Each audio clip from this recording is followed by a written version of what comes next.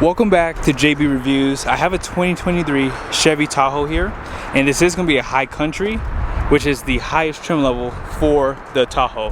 Now, special shout out to Seiner for allowing me to do this video. If you would like to purchase this, it is available for sale, and it's actually packaged pretty well. Let's go ahead and check out the window sticker, and we'll jump into the review. So at the very top, you have all your specs, colors, and powertrain. And starting off, the standard equipment is your owner benefits, and be sure to pause it to just read through some of this. Base price for the high country is going to be $77,400, and this one was optioned with the premium package, and then here's everything that's included. Multi-spoke wheels were $29.95, and they do have that black gloss.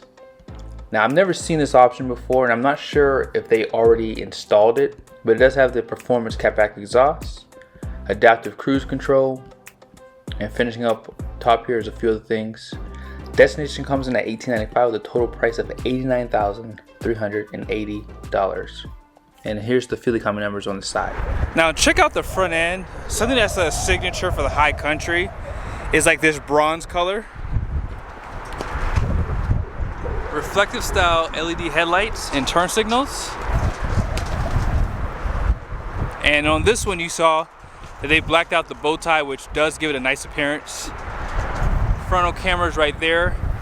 Parking sensors are kind of hidden on the front end. However, there isn't one on the side, which would be nice if you're pulling into a garage.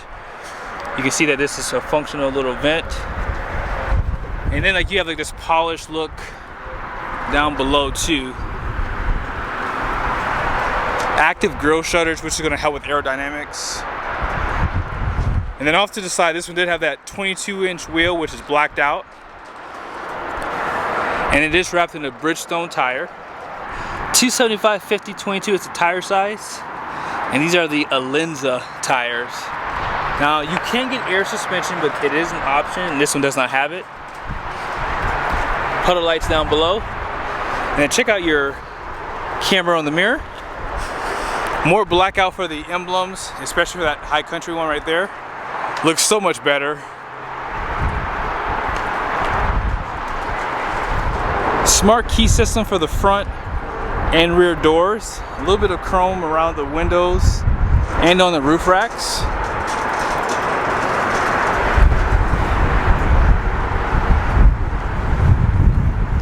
And something that Chevy did when they redesigned this was they did hide the windshield wiper. And I'm super happy that they did that. You can see right here that they cleared out the brake light. And there's two cameras down below as well. Now there is a button right here that pops this window open. So if you need to put stuff in from here, just makes it a little bit easier. And you can also pop the entire thing as you would expect. Now with the third row seat up, there's not a ton of room back here, but you could probably still get 3 or 4 medium-sized suitcases, and to no one's surprise, you can drop the seats by pushing a button and then put them back up as well.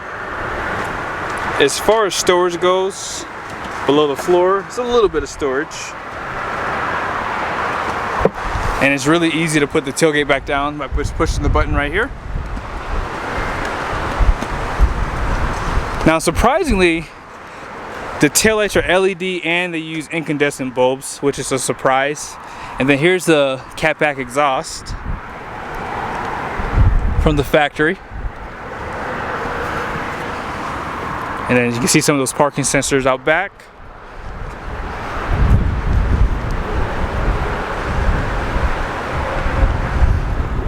Now, the good thing about the high country is you get the 6.2 liter V8 standard, 420 horsepower, 460 pound-feet of torque, and it is mated to a 10-speed transmission.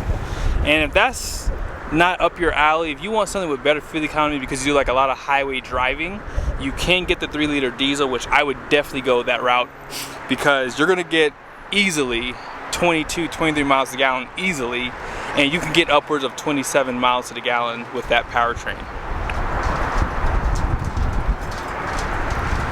So as you guys can see, power deployable running boards, and then check out the door card here. Nice leather with stitching, aluminum, and some of the controls. Power fold for the mirrors on both sides. And then just check out some of your storage in the door. Bottle holder. Really great attention to detail with this interior. I like the button layout too. This is where Chevy's strong point is like making it user friendly to learn their buttons, things like that. And then check out the seat here. Have some piping right there with some stitching. And I like that like brown inside of the perforated leather. It gives like a nice design to power steering column. And then check out the dash too. Push button starts right here. And then check out your digital gauge cluster. It's a 12.3 and this is a 10.1 screen. Heads up display is right there. You can kind of see it. And this does have a 10-speaker Bose sound system too. I don't normally point that out, but I figured it'd be worth noting. Love the fit and finish and the attention to detail. Soft touch leather, stitched. You have that bronze color from the outside, inside the interior as well. I like that they give you this like phone holder. This is a big deal for me because if I'm not using like the wireless charger that this one has right down below, I do like to have it right there. And you guys can see down below, 12-volt plug, 2 USBs. You have a Type C and a Type A. The ventilated seats come on with the truck because it's pretty hot outside, and then you have heated seats, dual climate control. Now the 10.1, I won't spend too much time here, but it's very easy to use. Like I don't have an Android phone, so you could just move this over here. You can add the settings to this side, especially if you're not planning on towing a trailer. You can move that out of there. Camera views are right there, so you have 360 as you guys saw, cameras on the front, back, and on the side. And if you're hooking up to a trailer, it will zoom in for you. And you can see the front and the rear. And let's go ahead and check out how you put this thing in gear. So I actually like this. This is well thought out. If you need reverse, it's not hard to do. You just have to pull up. You push for neutral. Drives right there. And if you need to do the gear limiter, you can do that as well. So you can lock it into the 10th gear, 9th, 8th, 7th, whoever you want basically. And then you push again for park. Very easy, and I think that it looks nice the way they have it laid out too. I've never understood what this is, but it's like a small storage on the side, caution lights. And the storage here, I think that Chevy should really consider women with this SUV, especially women who have those big old purses. I like to see storage down below here, or to where you can just drop that sucker right there. Like if my wife has her big old purse when we go traveling, it's nice to have that thing out of sight, out of mind, because I know that she doesn't have a lot of space over there. So it's nice that they would give you a spot there. Now obviously they can drop it down here, but you know your kids are gonna step on your purse, right? You know they're gonna do it. Now on the passenger side, 10-way passenger seat, which is the same as the driver, and same nice design for the door cards. And look how big this leather trim piece is right there. Grab handle to get in. Storage on the side of the seat there. Here's the glove box. And then here's some of the controls above. You can control the seats, home link. You have LED lights for the interior, the shade, for this decently sized panoramic sunroof. And for your vanity, lights. Now I know some people don't care for the bench in the second row, but one thing I'll tell you is this: if you need to bring an extra person, you can. This is an 8-passenger because of it, and it doesn't take away from the design. Outboard heated seats. You have 2 USB Type C's and 120-volt power plug down below. Single zone climate control, cup holders. Is really done up well. I'm surprised that there's no curtains back here. That would be nice.